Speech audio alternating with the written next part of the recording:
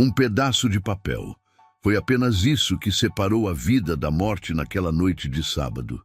Um pedaço de papel branco, barato, dobrado com pressa e medo, escondido sob a conta de um jantar que custava mais do que o aluguel de quem o servia.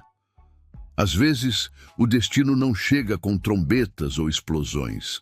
Ele chega no silêncio de um restaurante de luxo, disfarçado de rotina, enquanto o gelo derrete nos copos de cristal e sorrisos falsos escondem punhais afiados. Aqui começa mais uma história original de tirar o fôlego.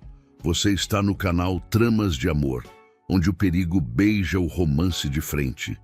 Antes de continuar, já deixa o like, se inscreve no canal e comenta aqui embaixo. De qual cidade você está ouvindo essa história? E me diz também, você acredita que o amor pode nascer no meio do perigo?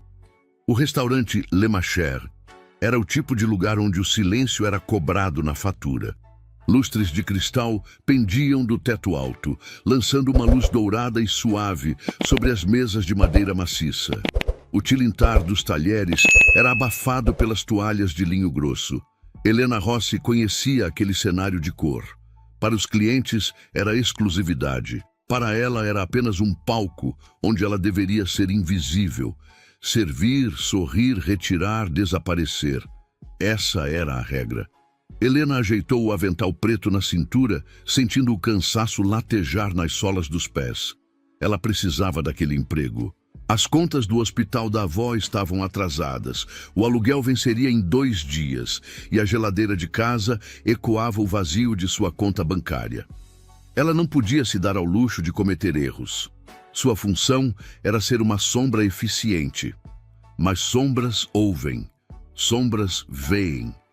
E naquela noite a sombra chamada Helena veria algo que mudaria a rota de sua existência miserável. A porta principal se abriu e a atmosfera do salão mudou instantaneamente. Não foi algo barulhento, foi uma queda de pressão. O maître, geralmente altivo, curvou-se levemente com um respeito tingido de medo genuíno. Alessandro Vitali entrou. Ele não andava, ele ocupava o espaço. Terno sob medida, preto como a noite sem lua, ombros largos e uma postura de quem carrega o peso de um império sem se curvar. Seus olhos eram escuros, varrendo o ambiente com uma precisão cirúrgica, antes mesmo de dar o segundo passo. Ele não olhava para as pessoas, ele as avaliava. Ameaça ou irrelevância? Alessandro sentou-se na mesa mais reservada, de costas para a parede, de frente para a entrada. Um hábito de quem sabe que o perigo nunca avisa quando chega. Com ele estava Giulia Moretti, loira, deslumbrante, vestida em seda vermelha. O sorriso dela era perfeito, perfeito demais. Helena foi designada para a mesa deles. Suas mãos tremiam levemente ao servir a água, mas ela controlou. Alessandro nem sequer olhou para o rosto dela. Para homens como ele, a criadagem era parte da mobília. Giulia, por outro lado, parecia agitada. Seus dedos tamborilavam na taça de vinho e seus olhos verificavam o relógio de pulso a cada 2 minutos. Havia uma tensão elétrica no ar, algo que não combinava com um jantar romântico. O jantar prosseguiu. Poucas palavras eram trocadas. A voz de Alessandro era um barítono baixo, quase um sussurro rouco, mas cada sílaba carregava autoridade. Giulia ria alto demais das poucas coisas que ele dizia. Helena, circulando pelo salão, observava. Havia algo na dinâmica deles que a incomodava. Era como assistir a uma peça de teatro onde um dos atores esqueceu que o cenário poderia desabar a qualquer momento. Na metade do serviço, Helena pediu licença ao gerente para ir ao banheiro. Ela precisava lavar o rosto, respirar fundo e lembrar a si mesma que só faltavam 3 horas para o fim do turno. O banheiro feminino era um santuário de mármore e espelhos. Helena entrou na última cabine e trancou a porta, encostando a testa na madeira fria. O silêncio durou pouco. A porta principal do banheiro se abriu com força. Passos rápidos de salto alto ecoaram no piso. Helena prendeu a respiração por instinto. A pessoa do lado de fora parecia não ter notado que não estava sozinha. O som de uma chamada sendo atendida cortou o ar. E então, a voz de Julia. Mas não era o tom doce que ela usava na mesa. Era frio, urgente e preciso. E para o choque de Helena, ela não falava italiano. Ela falava alemão. Um alemão fluente, rápido, sem sotaque. Er ist hier. Ele está aqui, Julia disse. Helena sentiu o sangue gelar. Sua avó era alemã. Helena cresceu ouvindo a língua, falando com ela em casa para não perder as raízes. Ela entendia cada palavra. Do outro lado da linha, uma voz masculina murmurou algo inaudível. Julia respondeu impaciente. Tisch im Hintergrund. Já deram Fenster. Mesa do fundo. Sim, a da janela. Helena tapou a própria boca com as duas mãos. Seu coração batia tão forte que ela temia que o som ecoasse pelo banheiro. Julia continuou, a voz destilando veneno. Seine Männer sind draußen, nur zwei drinnen. Es ist einfach. Os homens dele estão lá fora, só 2 aqui dentro. É fácil. Uma pausa. Eu tendetes. Ich will ihn tot sehen, bevor das Dessert kommt. Hoje acaba. Quero vê-lo morto antes que a sobremesa chegue. Julia desligou. O silêncio voltou, mais pesado do que nunca. Ela retocou a maquiagem no espelho. Helena podia ouvir o som do batom sendo aberto e fechado e saiu, deixando para trás o rastro de seu perfume caro e a sentença de morte de um homem. Helena ficou paralisada na cabine. Ela sabia quem era Alessandro Vitali. As notícias falavam sobre a família dele. Máfia, crime, poder. Ela tinha 2 opções claras. A primeira, ficar ali, esperar o tiroteio começar, fingir que era apenas uma vítima do acaso e rezar para não levar uma bala perdida. Era a opção segura, a opção da sobrevivência. A segunda, interferir. Avisar um monstro que outro monstro estava vindo pegá-lo. Se ela fizesse isso e fosse descoberta, sua vida valeria menos que o guardanapo de linho da mesa 4. Helena saiu do banheiro. Suas pernas pareciam feitas de chumbo. Ao voltar para o salão, viu a cena com outros olhos. Julia sorria, tocando a mão de Alessandro sobre a mesa. Era uma viúva negra tecendo a teia.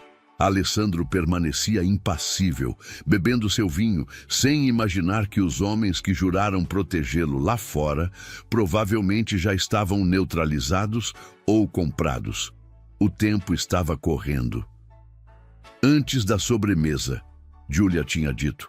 Eles já tinham terminado o prato principal. Helena foi até o balcão, pegou o bloco de comandas. Suas mãos tremiam tanto que a caneta quase caiu. Ela olhou para os lados. O gerente estava ocupado no telefone. Ninguém a observava. Ela arrancou uma folha pequena e escreveu em italiano, com a letra mais firme que conseguiu forçar. Sua namorada vendeu você. Eles estão em posição. Ela dobrou o papel até que ficasse minúsculo. Colocou-o sob a conta impressa, preso apenas pela ponta do clipe de metal. Respirou fundo. Era agora ou nunca. Ela caminhou até a mesa. Cada passo parecia durar uma eternidade. Ao chegar, colocou a pasta de couro na frente de Alessandro. Julia nem olhou para ela, ocupada demais digitando algo no celular sob a mesa. A conta, senhor, disse Helena. Sua voz saiu firme, profissional, mascarando o terror absoluto que a consumia. Alessandro não respondeu. Apenas pegou a pasta. Ele abriu. Seus olhos caíram sobre o valor e depois deslizaram para o pequeno papel branco intruso. Helena viu o momento exato em que ele leu.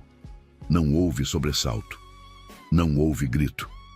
Apenas uma quietude absoluta tomou conta dele. O mundo ao redor de Alessandro parou. Ele leu a frase. Seus olhos, antes apenas frios, tornaram-se abismos. Ele levantou o olhar lentamente, não para Helena, mas para Julia. Ele viu o sorriso dela, viu a tensão no maxilar, viu o celular na mão dela. Tudo se encaixou. A traição não veio de um inimigo distante, veio de quem dividia a cama com ele. Helena se afastou rapidamente, indo para a cozinha, mas parou na porta, incapaz de não olhar. Ele dobrou o bilhete e o guardou no bolso interno perto do coração e da arma. Alessandro olhou para Giulia. Ela sorriu, erguendo a taça. Um brinde a nós, Alessandro. O cinismo daquele gesto quase o fez rir. Ele se levantou, abotoando o paletó com uma calma que contradizia a tempestade que se formava. Caminhou até ficar atrás dela. Parecia um cavalheiro prestes a ajudá-la. Ele colocou uma mão no encosto da cadeira e a outra pousou suavemente no ombro dela. Para quem via de longe, era um gesto de carinho. Mas Helena viu os dedos dele apertarem o tecido do vestido vermelho com força letal. Ele se inclinou. A boca roçou a orelha de Giulia, sentindo o cheiro do perfume que agora lhe causava náuseas. Mande seus homens recuarem agora, sussurrou ele. A voz era baixa, um trovão distante. Giulia congelou, a taça parando a meio caminho da boca. Ou eu mato você aqui e agora, e nem seu pai poderá juntar os pedaços. A mão dele deslizou do ombro para a lateral do corpo, desaparecendo sob o paletó, segurando o cabo da pistola no coldre. O terror nos olhos de Giulia foi a única confirmação que ele precisava. Ela não perguntou como ele sabia. A certeza na voz dele era absoluta. Com mãos trêmulas, ela pegou o celular, digitou a mensagem de abortar. Alessandro sentiu a vibração em seu próprio relógio inteligente, conectado ao sistema de vigilância de sua equipe externa. Seus homens interceptaram o sinal. A emboscada estava desfeita. Levante-se e sorria, Alessandro ordenou. Giulia obedeceu às pernas bambas. Ele não ofereceu o braço. Ele apenas indicou com a cabeça o corredor de serviço. Alessandro Vitali não era um homem que corria, mas era um estrategista. Sair pela frente era suicídio. O recuo dos atiradores podia ser uma armadilha momentânea. Ele precisava desaparecer. Ele caminhou atrás dela, usando o corpo de Giulia como escudo humano discreto. Eles passaram pela porta da cozinha, ignorando os olhares surpresos dos cozinheiros. Helena estava lá, encostada na bancada de inox, segurando uma bandeja contra o peito como se fosse uma armadura. Alessandro passou por ela.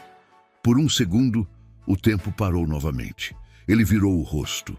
Os olhos negros encontraram os dela. Não houve um agradecimento verbal. Não houve um sorriso. Houve apenas um reconhecimento, um aceno quase imperceptível de cabeça. Um pacto silencioso selado entre o predador e a testemunha. E então ele se foi, empurrando Giulia para a saída dos fundos, onde a noite fria e o perigo real os aguardavam. Na saída dos fundos, o ar frio da noite os atingiu. O carro blindado já aguardava. Alessandro abriu a porta para si mesmo, depois parou. Virou-se para Giulia. Desta vez, não havia encenação. Só não mato você agora por causa do seu pai, disse, baixo. E porque eu ainda não acredito que ele seja tolo o bastante para mover uma guerra nas minhas costas. Os olhos dela arderam de ódio. Alés! Ele não deixou terminar. Entrou no carro e bateu a porta. O veículo arrancou, deixando Giulia sozinha no beco, com o gosto metálico do fracasso na boca. Minutos depois, o som de pneus cantando desapareceu na noite. Dentro da cozinha, Helena finalmente soltou o ar que nem percebera que segurava. As pernas falharam. Ela escorregou até o chão frio, tremendo inteira. Ela sabia. Ao entregar aquele bilhete junto com a comanda, tinha cruzado uma linha sem retorno. Naquela mesma madrugada, em um apartamento de luxo do outro lado da cidade, Giulia Moretti gritava de frustração. O plano era infalível.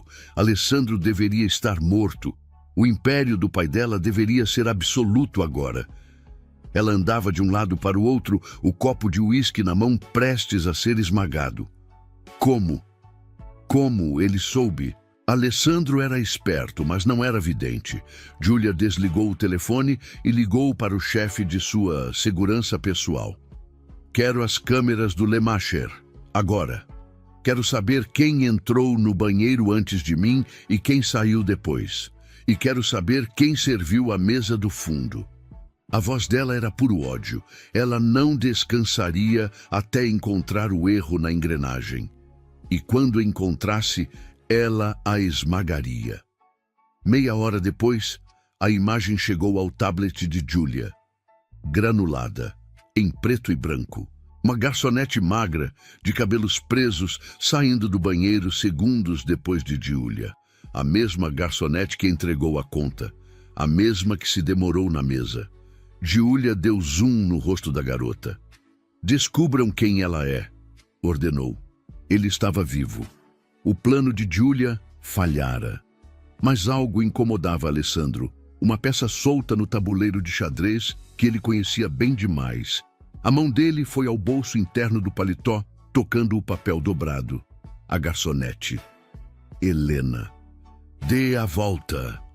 A ordem de Alessandro cortou o silêncio do carro como uma lâmina. O motorista, um homem treinado para obedecer sem questionar, franziu a testa pelo retrovisor. Senhor, a rota de fuga está traçada para o porto. É perigoso voltar. Eu disse para dar a volta. A voz de Alessandro desceu uma oitava, tornando-se perigosamente calma. Consiga o endereço da funcionária que atendeu minha mesa. Agora, você tem 2 minutos.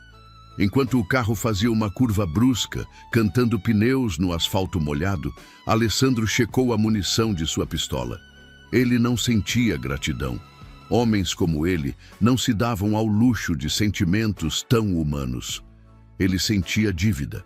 E na máfia, uma dívida não paga é uma fraqueza que pode matar você. A garota tinha se arriscado. Ele não permitiria que ela fosse o dano colateral de sua guerra. Do outro lado da cidade, a realidade de Helena Rossi era muito menos cinematográfica e muito mais aterrorizante. O apartamento dela era pequeno, um quarto e sala em um prédio antigo onde as paredes eram finas demais. Ela havia chegado em casa tremendo, trancado a porta com as 2 fechaduras e empurrado uma cadeira contra a maçaneta. O medo tinha um gosto metálico em sua boca. Ela estava sentada na beira da cama, ainda com o uniforme de garçonete, encarando o nada. Cada barulho no corredor fazia seu coração disparar. Ela tentava se convencer de que era paranoia. Ninguém sabia quem ela era. Ela era invisível, lembra? Apenas uma garçonete. Mas então, o som de passos pesados no corredor parou exatamente em frente à sua porta. Não eram passos de vizinhos. Eram botas táticas. A madeira da porta estalou com o primeiro chute. Helena gritou, um som abafado pelo terror, e recuou até a parede oposta. A cadeira voou longe quando a porta cedeu no segundo impacto. O apartamento minúsculo foi invadido por sombras. 3 homens armados entraram, ocupando o espaço com violência. E atrás deles, caminhando com a elegância de quem entra em uma boutique de luxo, estava Julia. Ela ainda usava o vestido vermelho, agora destoando absurdamente daquele ambiente pobre e descascado. Julia olhou ao redor com nojo, torcendo o nariz, antes de fixar os olhos frios em Helena. Então foi você, Julia disse, a voz suave, mas carregada de veneno. A ratinha que fala alemão. 2 dos homens agarraram Helena pelos braços, erguendo-a do chão como se ela fosse uma boneca de pano. Ela se debateu, mas era inútil. Por favor, Helena sussurrou, as lágrimas escorrendo quentes pelo rosto. Eu não fiz nada. Eu não sei de nada. Julia riu. Foi um som seco, sem humor. Ela se aproximou, segurando o queixo de Helena com unhas perfeitamente manicuradas, apertando até doer. Você estragou meses de planejamento. Você humilhou meu nome. E agora, você vai pagar o preço que a curiosidade cobra. Julia fez um sinal para um dos homens. Ele sacou uma faca. A lâmina brilhou sob a luz fraca da lâmpada nua do teto. Helena fechou os olhos, esperando a dor. O mundo pareceu ficar em câmera lenta. O cheiro de mofo do apartamento, o perfume caro de Julia, o suor dos homens. Era o fim. Ela sabia que era o fim. Mas o destino tinha outros planos, e ele chegou derrubando o resto do batente da porta. O som não foi de um chute, foi de uma explosão controlada. Alessandro entrou. Ele não gritou para pararem. Ele não fez ameaças. Ele atirou. 2 disparos rápidos, ensurdecedores naquele espaço confinado. Os 2 homens que seguravam Helena caíram antes mesmo de seus cérebros registrarem que estavam mortos. O sangue manchou o papel de parede barato. O terceiro se virou, disparando a esmo. Alessandro sentiu a queimação aguda em seu ombro quando a bala rasgou a pele, mas não parou. Ele encurtou a distância e finalizou a ameaça com um golpe brutal e um tiro final. O silêncio que se seguiu foi mais alto que os tiros. Helena caiu de joelhos, em choque, as mãos cobrindo os ouvidos, os olhos arregalados de horror. No centro da carnificina, apenas 2 pessoas permaneciam de pé: Alessandro e Júlia. Júlia não correu. Talvez pelo choque, talvez pela arrogância de quem nunca ouviu um não. Ela olhou para os corpos de seus melhores homens no chão e depois levantou o olhar para Alessandro. Ele estava manchado de sangue alheio, a arma ainda fumegante na mão, o peito subindo e descendo devagar. Ele parecia um demônio que acabara de subir do inferno. Você veio, Júlia disse, a voz trêmula pela primeira vez. Havia incredulidade em seus olhos. Você voltou por ela? Alessandro não olhou para Helena. Seus olhos estavam cravados em Júlia. A mulher que ele pensou que seria a mãe de seus filhos. A mulher que vendeu a cabeça dele por uma fatia maior de território. Você cometeu um erro, Júlia, Alessandro disse. A frieza na voz dele era pior do que os tiros. Você achou que eu era um alvo. Eu sou a consequência. Júlia recuou um passo, batendo as costas na parede. Ela tentou apelar para a história deles, para os anos de aliança entre as famílias. Meu pai vai destruir você, Alessandro. Se você me tocar, Marco Moretti vai queimar a Itália inteira até te encontrar. Alessandro deu um passo à frente. A arma não baixou. Ele pode tentar. Júlia olhou para a garçonete encolhida no chão e depois voltou a encarar o ex-namorado, o ódio transbordando. Você me traiu por uma garçonete? Por uma ninguém? Ela cuspiu as palavras como ácido. O silêncio que se seguiu foi pesado, carregado de anos de mentiras e violência velada. Alessandro engatilhou a arma novamente. O som metálico foi a única resposta necessária. Você me traiu por poder, ele respondeu. Você mandou homens para matar uma inocente, Júlia. Uma garota que nunca te fez mal. Júlia olhou para Helena, que espreitava por trás de Alessandro, e o ódio distorceu suas feições bonitas. Não houve hesitação. Não houve discurso de despedida. Alessandro puxou o gatilho. O corpo de Júlia Moretti caiu ao lado dos homens que ela enviou para matar. A herdeira do Império Moretti estava morta, e com ela a paz no submundo italiano. Alessandro soltou o ar, baixando a arma. O silêncio voltou ao apartamento, agora quebrado apenas pelos soluços abafados de Helena. Ele se virou para ela, a dor no ombro finalmente cobrando o preço em uma careta rápida. Helena estava encolhida contra a parede, olhando para ele com pavor absoluto. Para ela, ele não era o herói. Ele era apenas o assassino que venceu. Ele caminhou até ela. Helena se encolheu, protegendo a cabeça com os braços. Levante-se, ele ordenou. Não foi um pedido gentil, mas também não foi uma ameaça. Helena negou com a cabeça, incapaz de se mover. As pernas não obedeciam. Alessandro suspirou, guardou a arma no coldre e se abaixou, ignorando a dor no seu ombro. Sem pedir permissão, ele a pegou nos braços. Helena era leve, mas o corpo estava rígido de tensão. Desceram as escadas correndo. Helena sentia o estômago revirar, a imagem de Júlia morta queimada em sua retina. Ela nunca tinha visto alguém morrer. Agora, tinha visto 4 pessoas perderem a vida em sua sala de estar em menos de 10 minutos, e o homem que a segurava nos braços era o responsável por tudo. O motor rugiu, e eles cantaram pneus, deixando para trás o bairro, os corpos e a vida que Helena conhecia. Enquanto dirigia, Alessandro usava apenas a mão esquerda. A direita pendia inútil ao lado do corpo.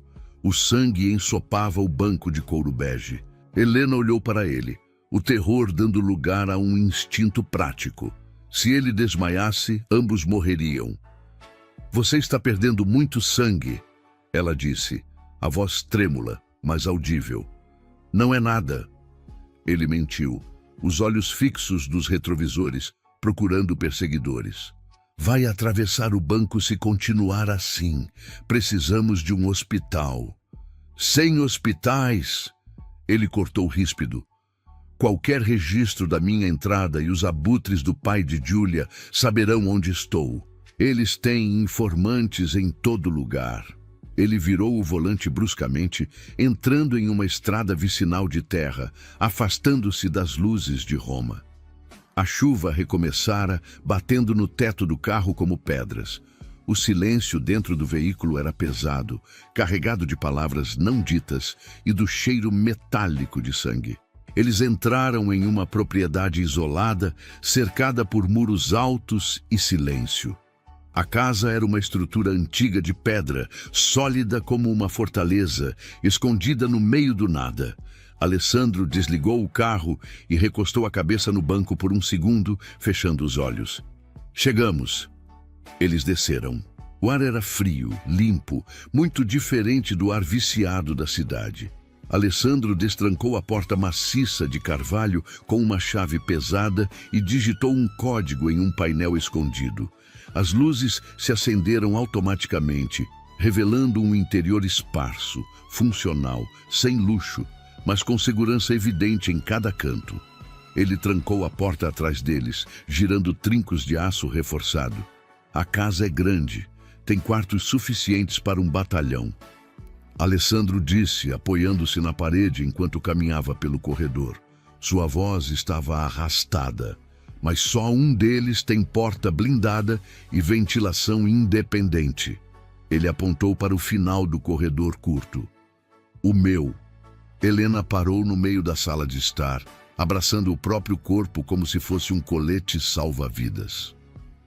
"O seu quarto?" "Sim." Ele abriu a porta. Helena espiou lá dentro. O quarto era austero.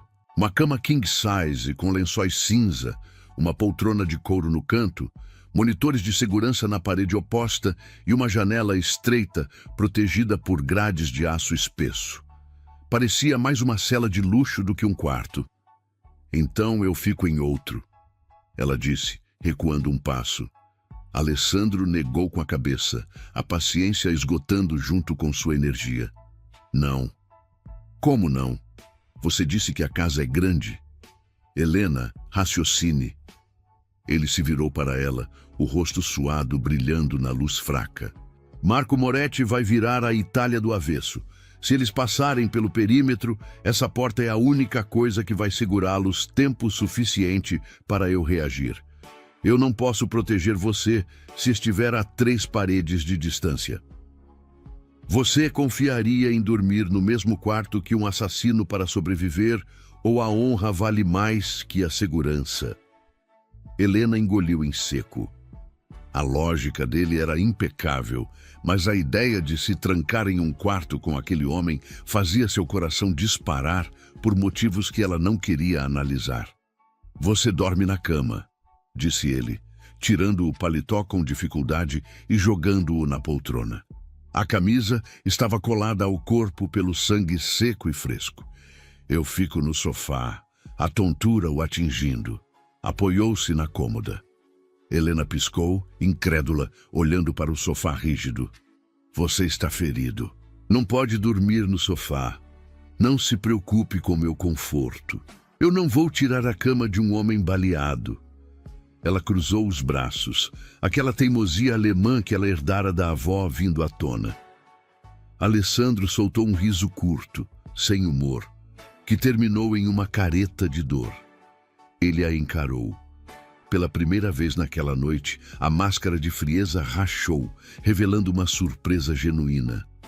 Aquela garota tinha fogo, e ele estava prestes a descobrir que o fogo dela poderia ser a única coisa capaz de aquecê-lo no inverno que estava por vir. Temos duas opções, disse direto. Você na cama e eu no sofá. Ele deu um passo à frente. Ou nós dois na cama. Eu fico com o lado esquerdo, você fica com o direito. Se tentar me matar durante o sono, saiba que eu tenho sono leve. Helena arregalou os olhos. Você é inacreditável. E você é teimosa. Ela suspirou derrotada, por enquanto. Você fica com o sofá, decidiu. Alessandro arqueou a sobrancelha. Como quiser, ele retrucou, sentando-se na borda da cama com um suspiro pesado. Alessandro tentou desabotoar a camisa, mas os dedos escorregavam no sangue e o ombro direito não obedecia. Ele praguejou baixo. Helena observou a luta dele por alguns segundos. O orgulho dele era tão grande quanto a casa. Suspirando, ela se aproximou. Deixe-me ver isso. Não precisa. Pare de ser idiota, Alessandro. Nabe, ela disse o nome dele pela primeira vez. O som pareceu ecoar no quarto pequeno. Ela afastou as mãos dele e começou a desabotoar a camisa com eficiência. Alessandro ficou imóvel. O toque dela era leve, quente, um contraste chocante com a violência das últimas horas. Quando ela abriu a camisa e expôs o ferimento, Helena prendeu a respiração. A bala havia rasgado a carne no topo do ombro. Era feio, profundo, mas não parecia ter atingido o osso. Precisa ser limpo e costurado, ela disse, tentando não parecer enjoada. Onde está o kit de primeiros socorros? Banheiro, embaixo da pia. Helena buscou o kit. Quando voltou, Alessandro já tinha tirado a camisa completamente. O torso dele era um mapa de cicatrizes antigas. Facadas, tiros, queimaduras. História escrita na pele. Helena ajoelhou-se ao lado dele na cama. Isso vai doer, avisou ela, molhando o algodão em álcool. Faça. Ela limpou o sangue. Alessandro travou o maxilar, os músculos do pescoço saltando, mas não emitiu nenhum som. Helena admirou contra sua vontade a tolerância dele à dor. Ela costurou o ferimento com mãos que tremiam apenas levemente, focada na tarefa para não pensar no homem. Está feito, ela disse, colando o curativo final. Alessandro tentou se levantar para ir até o sofá, fiel à sua palavra, mas as pernas cederam. A febre subiu rápido, uma reação violenta do corpo ao trauma e à adrenalina que sumia. Ele caiu de volta nos travesseiros, tremendo de frio apesar do suor. Helena o cobriu. Ela poderia ter ido para o sofá, poderia ter ido para a sala, mas ele estava vulnerável de um jeito que parecia errado para um homem como ele. Durante a noite, o delírio veio. Alessandro se debatia nos lençóis, murmurava ordens para homens mortos, chamava pela mãe, falava de traições antigas. Helena trocava as compressas frias na testa dele, vigilante. Em um momento, perto da alvorada, ele a puxou com uma força inesperada. A mão dele, quente como brasa, agarrou o pulso dela. Os olhos dele se abriram, mas não haviam realmente. Viam fantasmas. Não vai... Ele murmurou, a voz quebrada, infantil no meio daquele corpo de guerreiro. Eles levaram tudo. Não me deixe sozinho no escuro. Helena parou. Aquilo não era o chefe da máfia. Aquele era o menino que sobreviveu à crueldade do mundo, tornando-se cruel. Ela poderia ter se soltado, poderia ter se afastado, mas não se afastou. Ela se sentou na beira da cama e, com a mão livre, acariciou o cabelo úmido dele, um gesto instintivo de conforto. Eu estou aqui, ela sussurrou. Eu não vou a lugar nenhum. A respiração dele se acalmou ao som da voz dela. O aperto no pulso afrouxou, transformando-se num toque suave, como se ele precisasse se certificar de que ela era real. Helena acabou adormecendo ali, sentada no chão, a cabeça encostada no colchão, a mão dele ainda segurando a dela. A manhã trouxe uma luz cinzenta pela janela gradeada e o som distante de pneus esmagando o cascalho. Helena acordou com um sobressalto. Alessandro já estava acordado. Ele estava sentado na cama pálido, mas lúcido. O olhar dele estava fixo na janela. Ele não olhava para ela, mas sua mão ainda cobria a dela, que repousava sobre o lençol. Eles nos acharam, ele disse calmo. Helena sentiu o pânico voltar. Como? Você disse que era seguro. O carro. O rastreador do carro tinha um backup independente que eu não desativei a tempo. Erro meu. Ele soltou a mão dela e se levantou, ignorando a dor no ombro. Caminhou até um armário de metal na parede e o abriu. Dentro havia um arsenal, fuzis, pistolas, coletes. Alessandro... Ele se virou para ela, jogando um colete à prova de balas pesado em sua direção. Vista isso. Vá para o banheiro, entre na banheira e não saia até eu dizer o meu nome. O que você vai fazer? Ele engatilhou um fuzil preto fosco, o som metálico ecoando como uma sentença. O olhar que ele lançou a ela não tinha mais febre nem vulnerabilidade. O monstro estava de volta, mas dessa vez ele estava ali para protegê-la. Vou terminar o que Julia começou. Lá fora, o primeiro tiro estourou uma das câmeras de segurança. A guerra tinha chegado à porta deles, e Alessandro Vitali estava pronto para recebê-la. O som do primeiro vidro estilhaçado foi o sinal de que o inferno havia subido a colina.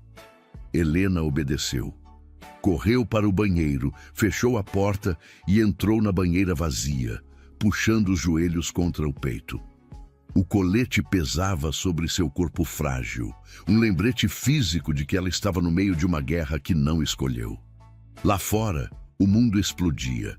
Alessandro não correu. Ele se moveu com a economia de movimentos de quem já dançou aquela música muitas vezes. Apagou as luzes do quarto, transformando o ambiente em uma caixa de sombras. Posicionou-se ao lado da janela gradeada, usando a parede de pedra como escudo. O fuzil em seu ombro ferido era uma tortura. Cada recuo da arma seria um grito em seus nervos, mas a dor o mantinha focado. 3 carros cercavam a casa. Homens armados saltavam, confiantes em sua superioridade numérica. Eram mercenários pagos pelo pai de Julia, profissionais, mas arrogantes. Eles viam uma casa isolada. Alessandro via um campo de extermínio que ele mesmo havia projetado. Ele apertou um botão no painel ao lado da cama. No jardim, holofotes cegantes se acenderam de repente, voltados para fora. Os invasores, acostumados à escuridão, levaram as mãos aos olhos. Foi o segundo que Alessandro precisava. O fuzil cantou. Disparos controlados. Um homem caiu. 2. Alessandro mudou de posição, sabendo que os tiros de resposta viriam em enxame. A parede do quarto foi castigada por balas. Reboco e pedra voaram. Alessandro não parou. Ele sabia que não podia vencer todos sozinho, mas podia ganhar tempo. Ele havia enviado o sinal de socorro para sua guarda de elite momentos antes de acordar Helena. A questão era, quem chegaria primeiro? A morte ou a salvação? No banheiro, Helena tapava os ouvidos. O barulho era ensurdecedor. Cada estrondo fazia seu corpo tremer. Ela pensou em seus pais, em sua vida simples, nas mesas que limpava. E pensou em Alessandro, o homem que estava lá fora, sangrando, colocando o próprio corpo entre ela e a aniquilação. A porta da frente da casa explodiu. Eles estavam dentro. Alessandro largou o fuzil vazio e sacou 2 pistolas. O corredor era o funil. Ele saiu do quarto, postando-se na entrada do corredor estreito. Era o terreno dele. Qualquer um que quisesse chegar a Helena teria que passar por cima de seu cadáver. passos pesados no piso de madeira, vozes gritando ordens. O primeiro mercenário virou a esquina do corredor e encontrou 2 tiros no peito antes de levantar a arma. Alessandro contava as balas, contava os batimentos cardíacos, o ombro direito latejava, o curativo feito por Helena já estava ensopado novamente, mas sua mão não tremia. Mais 2 tentaram avançar. Alessandro derrubou um e recuou para a soleira do quarto, usando a porta blindada como cobertura parcial. A munição estava acabando. A visão dele começou a turvar nas bordas. Perda de sangue, exaustão. Mas então ele ouviu o som mais doce do mundo, o rugido de motores pesados e o som distinto de armas de grosso calibre do lado de fora. A cavalaria de Alessandro havia chegado. O caos mudou de direção.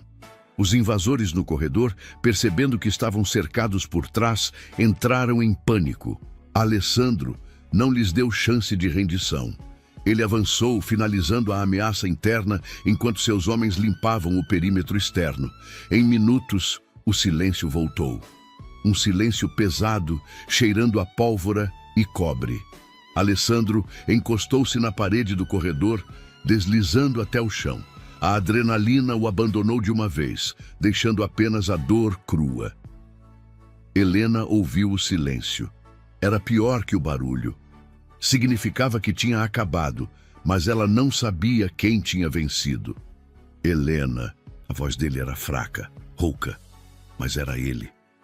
Ela saiu da banheira, tropeçando, e abriu a porta do banheiro. Correu pelo quarto até o corredor. Alessandro estava sentado no chão, a camisa arruinada, o rosto sujo de fuligem e sangue. Mas quando ele a viu, seus olhos se suavizaram. Ele estava vivo. Helena caiu de joelhos na frente dele, as mãos percorrendo o rosto dele, os braços procurando ferimentos novos. Você está... Você... Ela não conseguia terminar a frase. As lágrimas vieram quentes. Alessandro levantou a mão esquerda, limpando uma lágrima da bochecha dela com o polegar sujo de pólvora. Acabou, disse ele. Ninguém vai tocar em você. Foi naquele momento, olhando para a mulher que tremia não por si mesma, mas por ele, que Alessandro Vitali sentiu o verdadeiro medo pela primeira vez. Ele já tinha encarado armas, facas e juízes. Mas a ideia de que aquela bala poderia ter atravessado a parede e atingido Helena o aterrorizou de uma forma que a morte nunca conseguiu. Ele precisava acabar com isso, definitivamente. Nos dias que se seguiram, a casa isolada tornou-se um quartel-general. Os homens de Alessandro, leais até a morte, formaram um anel de aço ao redor da propriedade. O médico da família veio, costurou Alessandro corretamente e lhe deu antibióticos fortes. A febre passou, mas a frieza no olhar dele aumentou. Ele ordenou um contra-ataque total. O pai de Giulia, Marco Moretti, não esperava a ferocidade da resposta. Alessandro não negociou territórios. Ele foi atrás das cabeças. Em uma semana, o Império Moretti foi desmantelado, seus capitães presos ou mortos, e o próprio Marco encontrou seu fim, sozinho, traído por seus próprios medos. Alessandro enterrou a guerra, mas sabia que a paz tinha um preço. Ele estava na varanda, olhando para as colinas, quando Helena apareceu. Ela usava roupas simples que um dos seguranças havia comprado. Ela parecia deslocada, naquele mundo de violência e poder. Eu preciso voltar, disse ela, a voz firme, embora seus olhos mostrassem tristeza. Alessandro não se virou imediatamente. Ele apertou o parapeito de pedra. Ele queria dizer, fique. Queria dizer, eu construo um castelo para você onde nada de ruim entra. Mas ele sabia que a gaiola, mesmo dourada, ainda é uma gaiola. E ela era um pássaro que precisava voar. Eu sei, ele respondeu. Minha vida, meu trabalho. Eu não pertenço a isso, Alessandro. Eu não sou feita para coletes à prova de balas e quartos do pânico. Ele se virou. O rosto dele já estava curado, mas a cicatriz no ombro seria eterna. Eu vou mandar um carro te levar. Você terá proteção discreta. Eles não vão interferir, mas estarão lá. Sempre. Helena assentiu. Ela deu um passo à frente, como se quisesse abraçá-lo, mas parou. Havia um abismo entre eles. O abismo de sangue que ele havia derramado para mantê-la viva. Obrigada, ela sussurrou. Não me agradeça. A voz dele foi dura. Eu destruí sua inocência. Ela partiu naquela tarde. A casa ficou grande demais, silenciosa demais. Alessandro Vitali tinha vencido a guerra e conquistado o poder absoluto sobre o submundo da cidade. Mas, pela primeira vez, sentia-se o homem mais pobre de Roma. Você acha que ele fez o certo ao deixá-la ir, ou deveria ter lutado para que ela ficasse, mesmo com os riscos? Helena voltou. O restaurante Il Gattopardo a aceitou de volta, talvez por medo de Alessandro, talvez porque precisavam de alguém eficiente. Ela voltou a usar o uniforme preto, a polir taças, a sorrir para clientes que não sabiam o valor de uma vida. Mas algo havia mudado. Ela não baixava mais a cabeça. Havia uma força nela, forjada no fogo daquela noite, que a tornava magnética. Então, Alessandro começou a ir. Não como o chefe da máfia que fecha o local. Ele entrava sozinho. Sentava-se na mesma mesa do fundo, aquela mesa. Pedia um prato simples, água com gás, e ficava. Ele não a chamava. Não exigia ser atendido por ela. Mas seus olhos a seguiam. Era uma dança silenciosa. Ele observava cada movimento dela, garantindo que ninguém a desrespeitasse. Se um cliente era rude com ela, um olhar de Alessandro bastava para que o homem pedisse desculpas e saísse apressado. Helena sentia o olhar dele. Queimava em suas costas. Às vezes, ela cruzava o olhar com o dele pelo salão lotado. Nesses segundos, o barulho dos talheres sumia. Era só ele e ela. Ele parecia cansado, solitário, um rei em um trono vazio. Semanas se passaram assim. O romance não era falado. Era vivido na tensão do ar, na proteção constante, na lealdade de um homem que podia ter qualquer mulher, mas escolhia jantar sozinho todas as noites apenas para ver a única que não podia ter. Até aquela noite de terça-feira. Chovia, como na noite em que tudo começou. O último cliente saiu. O gerente trancou as portas. Helena saiu pela porta dos fundos, abrindo o guarda-chuva. Ela esperava ver o carro da segurança discreta na esquina. Mas não havia seguranças. Havia apenas Alessandro, encostado em seu carro pessoal, sem motorista, sem armas visíveis. A chuva molhava seu sobretudo escuro e seus cabelos negros. Ele parecia um personagem de um filme noir, tragicamente belo. Helena parou. O coração bateu na garganta. Ela caminhou até ele. O som da chuva preenchia o silêncio.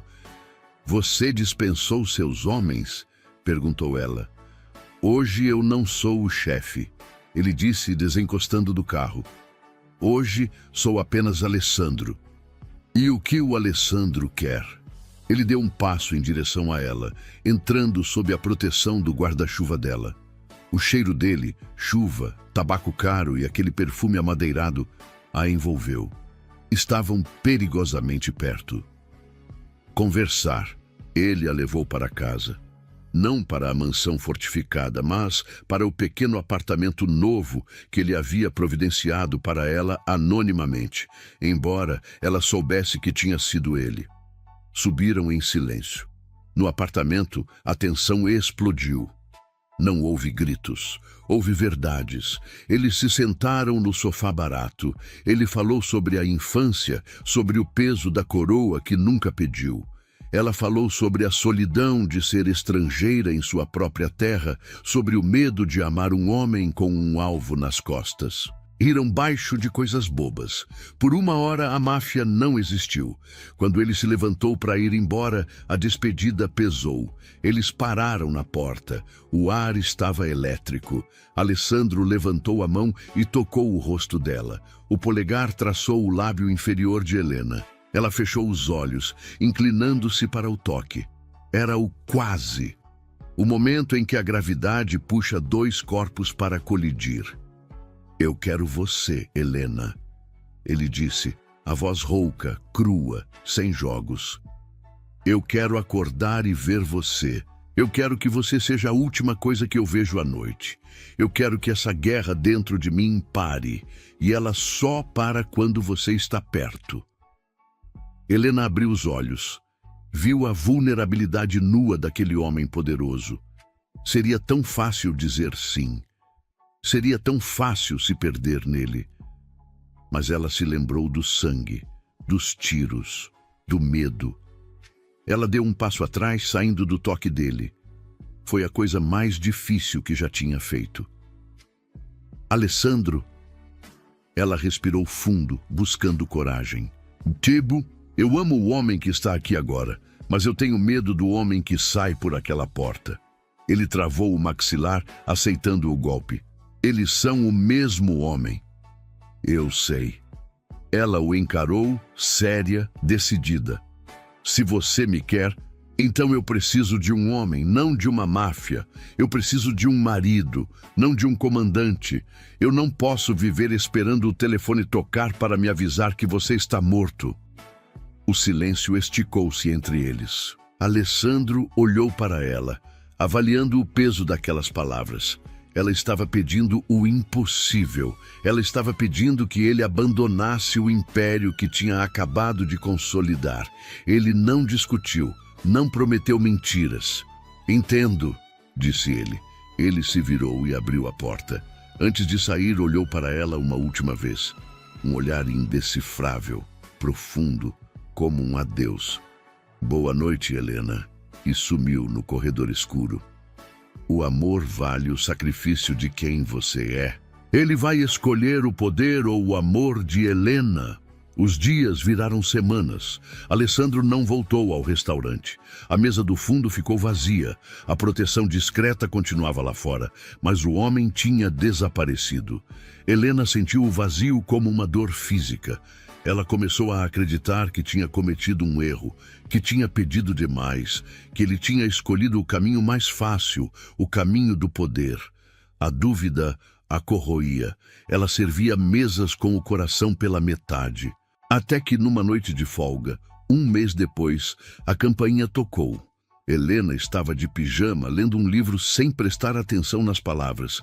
Ela caminhou até a porta sem esperar ninguém. Olhou pelo olho mágico e seu coração parou. Abriu a porta. Alessandro estava lá, mas ele estava diferente. Não usava terno sob medida. Usava uma jaqueta de couro simples, jeans e botas. O cabelo estava um pouco mais comprido, menos rígido. Ele parecia mais jovem, mais leve. Ele não tinha seguranças no corredor. Não tinha carro blindado na rua. Alessandro! Ela gaguejou. Ele sorriu, um sorriso verdadeiro que alcançava os olhos, algo que ela nunca tinha visto antes. Demorou um pouco para organizar a sucessão, disse ele casualmente, como se falasse sobre o trânsito. Passar o comando de um império sem causar uma guerra civil dá trabalho. Helena apoiou-se na porta, sentindo as pernas fraquejarem. O que você fez? O que você pediu? Ele deu um passo à frente, invadindo o espaço pessoal dela, mas desta vez ela não recuou. Eu deixei o cargo. O conselho assumiu. Eu sou aposentado, Helena, aos 32 anos. Mas, e seus inimigos? E o perigo? Eu negociei minha saída e mantive dinheiro suficiente para garantir que ninguém seja estúpido o bastante para vir atrás de nós. Mas o poder ficou para trás. Ele se ajoelhou ali mesmo, no capacho de bem-vindo do apartamento dela. Tirou uma pequena caixa de veludo do bolso da jaqueta. Agora sou só um homem, disse ele, olhando para cima, para ela. Um homem que não tem nada além de um plano de abrir um restaurante de massas no interior e uma vontade desesperada de amar você até o fim dos meus dias. Ele abriu a caixa. Um anel simples, elegante, brilhava ali. Helena Rossi, você aceita esse homem desempregado? Helena chorou. Não de medo, mas de alívio puro. Ela caiu de joelhos na frente dele, abraçando-o com força, enterrando o rosto no pescoço dele. Sim, ela soluçou. Sim, sim, sim. O beijo que se seguiu não foi tímido. Foi uma colisão de almas. Foi apaixonado, urgente, selando um pacto que nenhum contrato da máfia poderia quebrar. Ali, no chão do corredor, eles começaram uma nova vida. Eles se casaram em silêncio, semanas depois. Sem a pompa da máfia, sem convidados armados. Apenas um juiz de paz, a família dela em memória e alguns poucos amigos leais. Mudaram-se para a Toscana. O pequeno restaurante que abriram não era luxuoso como o Il Gattopardo, mas tinha calor, tinha risadas, tinha vida. Alessandro aprendeu a fazer o molho da avó dela. Helena aprendeu a confiar que ele voltaria para casa todas as noites. Anos depois, numa noite movimentada de sábado, Alessandro estava no caixa, fechando as contas. Ele parecia feliz. As linhas de preocupação haviam desaparecido de seu rosto. Ele enfiou a mão no bolso para pegar as chaves de casa, e seus dedos roçaram em um pedaço de papel antigo, amarelado pelo tempo e protegido por plástico. Ele o tirou e leu pela 1000ª vez. Sua namorada vendeu você. Eles estão em posição. Helena passou por ele, carregando uma criança sonolenta no colo. O filho deles. Ela parou, vendo o que ele segurava, e sorriu. Aquele sorriso que salvou a vida dele. Alessandro guardou o bilhete. Ele não precisava mais dele para se lembrar do perigo. Ele o guardava para se lembrar da sorte. Ele beijou a testa da esposa, pegou o filho no colo e apagou as luzes do restaurante. A escuridão não assustava mais, porque agora ele tinha a luz. Naquela tarde de outono, o ar estava mais frio que o normal. As folhas das videiras estavam ficando douradas. Alessandro estava no quintal, consertando o balanço de madeira de léu. O menino corria pela grama, rindo, alheio à escuridão que um dia habitou a alma do pai. Helena observava da varanda, secando as mãos num pano de prato. A cena era perfeita, perfeita demais. E foi essa perfeição que fez o estômago de Alessandro revirar quando o telefone tocou. Não o celular moderno que ele usava para falar com fornecedores, mas o aparelho antigo, um modelo descartável que ele mantinha escondido sob uma tábua solta no galpão de ferramentas. Aquele telefone não tocava há 5 anos. Aquele número só existia para uma pessoa, o chefe do conselho que havia garantido sua aposentadoria. Alessandro parou o martelo no ar. O toque estridente do telefone parecia um alarme de ataque aéreo naquele silêncio bucólico. Ele olhou para Helena. Ela não tinha ouvido. Ele largou a ferramenta e caminhou calmamente até o galpão, fechando a porta atrás de si. O ar lá dentro cheirava a serragem e óleo. Ele pegou o aparelho. Diga. Sua voz saiu arranhada, o tom de comando voltando instantaneamente. O pacto foi quebrado, Vitali. A voz do outro lado era de um velho conhecido, Lorenzo, o único homem em Roma em quem Alessandro confiava parcialmente. Houve um golpe. A nova liderança não acredita em aposentadorias. Eles acham que você é uma ponta solta. E pontas soltas devem ser queimadas. Alessandro sentiu o sangue gelar, não de medo, mas de uma fúria antiga e fria. Quem? Não importa quem. Importa que eles sabem onde você está. Um batedor foi enviado. Se ele confirmar sua localização, o Esquadrão da Morte vem logo atrás. Saia daí. Agora. Alessandro saiu do galpão. Ele não correu. Ele não gritou. Ele caminhou até a varanda, limpando a graxa das mãos. Helena, perceptiva como sempre, notou a mudança na postura dele antes mesmo de ver seu rosto. Os ombros estavam mais rígidos, o andar era predador. O homem do restaurante havia sumido. O capo estava de volta. Alessandro! O sorriso dela vacilou. Entre com o Léo. Ele disse baixo, mas com uma autoridade que não admitia discussão. Feche as cortinas, vá para o porão. Helena não fez perguntas estúpidas. Ela viu o olhar dele. Era o mesmo olhar daquela noite no apartamento 5 anos atrás. O olhar de guerra. Ela pegou o Léo no colo, que protestou querendo brincar, e entrou na casa rapidamente. Alessandro ficou no jardim.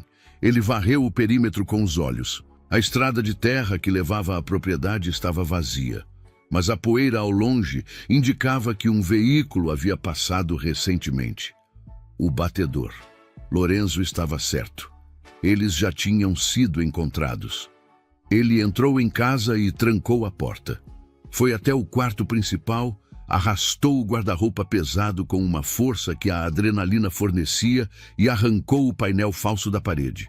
Ali, embrulhada em oleado, estava sua Glock 17 e 2 carregadores extras. Ele nunca havia contado a Helena que mantinha aquilo. Ele havia prometido 100 armas, mas promessas não param balas. Quando ele desceu ao porão, Helena estava sentada num velho sofá, abraçando Léo, que sentia a tensão e estava quieto, com os olhos arregalados. Quando ela viu a arma na mão de Alessandro, uma sombra de decepção cruzou seu rosto, seguida imediatamente por compreensão. Você prometeu, ela sussurrou, tapando os ouvidos do filho. Eu prometi proteger vocês.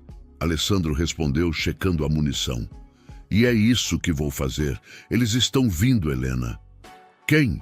O passado. Ele beijou a testa dela, um toque breve e desesperado, e subiu as escadas. A casa estava silenciosa, mas o silêncio era enganoso. Alessandro se moveu pelas sombras da sala de estar. Ele conhecia cada rangido do assoalho. Esperou. 20 minutos depois, o som de vidro quebrando veio da cozinha. Eles não mandaram um exército dessa vez. Mandaram assassinos silenciosos. Profissionais que cortam gargantas no sono. Alessandro contou 3 sombras se movendo pelo corredor. Eles usavam visão noturna. Alessandro usava o conhecimento do terreno.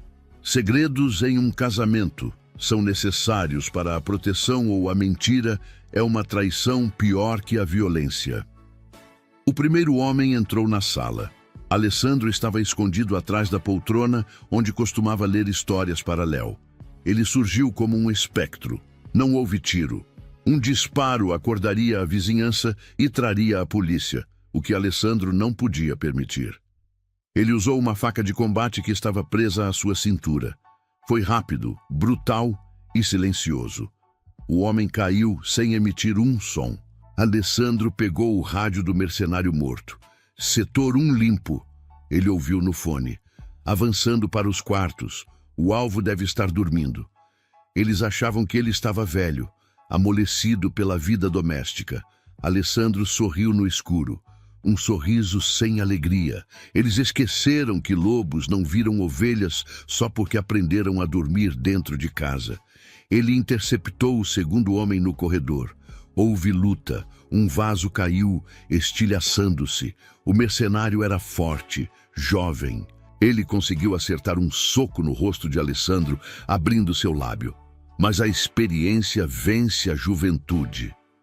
Alessandro usou o peso do próprio atacante para jogá-lo contra a parede e finalizá-lo com um golpe preciso na traqueia. Faltava um, o líder. Alessandro ouviu passos não em direção aos quartos, mas em direção à porta do porão. O sangue gelou em suas veias. O terceiro homem sabia. Alessandro correu. Ele abandonou a furtividade. Se aquele homem abrisse a porta do porão, Helena e Léo estariam à mercê de um assassino. Ele virou a esquina do corredor e viu a silhueta do invasor com a mão na maçaneta da porta do porão. "Ei!" Alessandro gritou, atraindo a atenção para si. O homem girou, levantando uma arma com silenciador. Alessandro se jogou para o lado no momento em que o projétil mordeu a madeira onde ele estava um segundo antes. Alessandro rolou pelo chão e disparou. O tiro ecoou pela casa como um trovão, rompendo a noite. O mercenário caiu, atingido no ombro, mas ainda tentou levantar a arma. Alessandro não hesitou. O segundo tiro foi definitivo. O silêncio voltou, mas agora estava manchado. O cheiro de pólvora invadiu o lar que Helena mantinha sempre com cheiro de lavanda.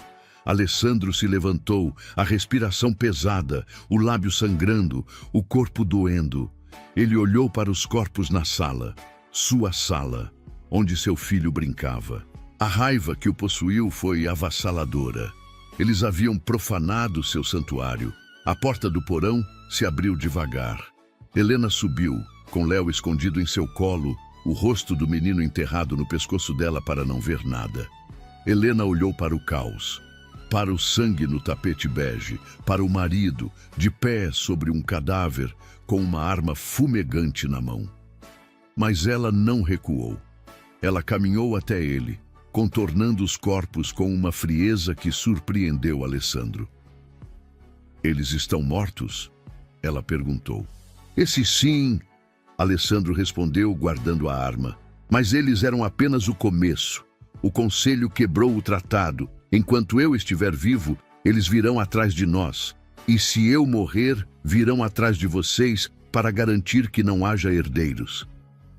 Léo começou a chorar baixinho. Alessandro tentou tocá-lo, mas viu suas mãos sujas de sangue e recuou. Ele não queria manchar o filho com sua violência. "Temos que ir embora", Alessandro disse. "Agora. Deixar tudo para trás. O restaurante, a casa, tudo." Helena olhou ao redor, para a vida que estavam perdendo. Depois olhou para Alessandro. Ela viu a culpa nos olhos dele, a culpa de ter trazido sua tempestade para o céu limpo dela. Ela colocou a mão limpa sobre a mão suja dele, ignorando o sangue. "Não vamos fugir, Alessandro." Ele franziu a testa. "Helena, você não entende. Eu entendo perfeitamente." Os olhos dela, geralmente doces, estavam duros como diamante. "Nós fugimos há 5 anos. Construímos uma vida e eles vieram destruir. Se fugirmos agora, vamos passar o resto da vida olhando por cima do ombro, ensinando o Léo a ter medo do escuro." Ela respirou fundo, tomando uma decisão que mudaria o destino de todos eles.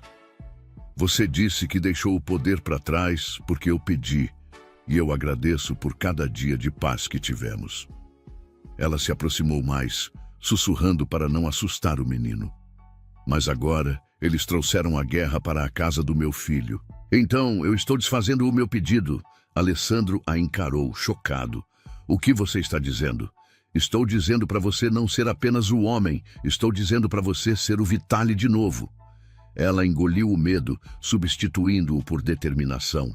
"Vá para Roma e só volte quando não sobrar ninguém que ouse ameaçar nossa família." Até onde uma mãe iria para proteger seu filho?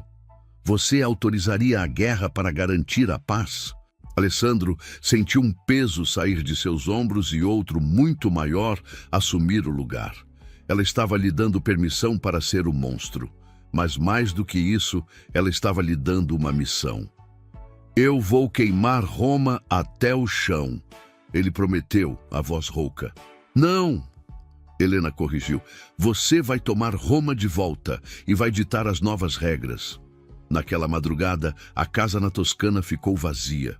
Alessandro levou Helena e Léo para um local seguro, uma fortaleza antiga na Sicília que nem o conselho sabia que existia.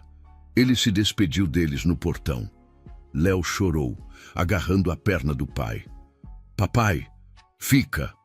Alessandro se agachou, limpo, trocado, mas vestindo o terno preto que estava guardado no fundo do armário há meia década.